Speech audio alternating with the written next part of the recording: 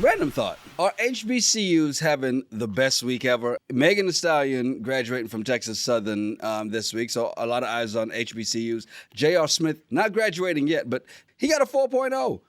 So with this kind of positive news coming out of HBCUs, and of course the signing over at Jackson State, which again, we'll talk about in For the Love of Sports, are HBCUs having the best week ever? They are. I mean, I think they're getting a lot more notoriety and especially noticeability because there's so many different HBCUs that you wouldn't have heard of, if you're not from certain areas, right?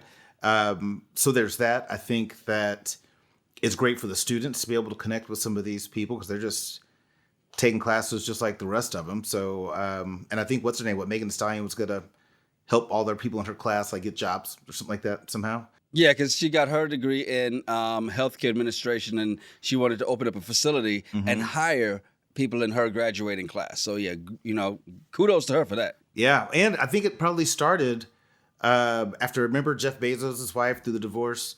She gave a whole bunch of money to HBCUs.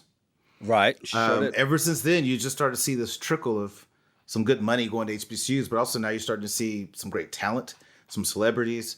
I think it's been a great week. To see this positive light, I think has been great. You went to an HBCU, I went to an HBCU. We've also went to the PWIs as well, as was discussed on the Wise and Wine podcast with Jen, with 2 N's. If you haven't listened to that, go check it out.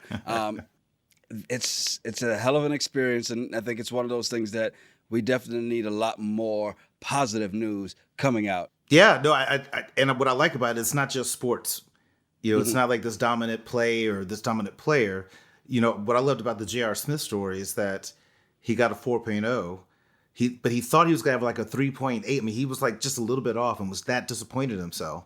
And then found out he got the 4.0. I mean, I think that's the scholarship part of going to any institution, but especially HBCUs. I really like how they're highlighting a lot of different aspects to it. So I think it's good. And it's not like because Megan went that all of a sudden you're going to have people who want to go and stop twerking and decide to go to school. Well, is this part of my admission exam? I mean, they can go the twerk AT. They can go the Cardi B, Megan Thee Stallion route to a bachelor's degree, but you're already there. Why not just don't shake your ass for 3 years, get your piece of paper, walk across the stage, twerk all you want. I was wondering if she's going to get on stage after she gets her deal. That's just. The thing about Megan is that she's always, throughout her rise in the music industry, she's always pushed the fact that she was in school. Even if it was just a photo op picture of her in the hotel room doing homework, regardless, I think pushing that narrative of, yes, I can do this and still.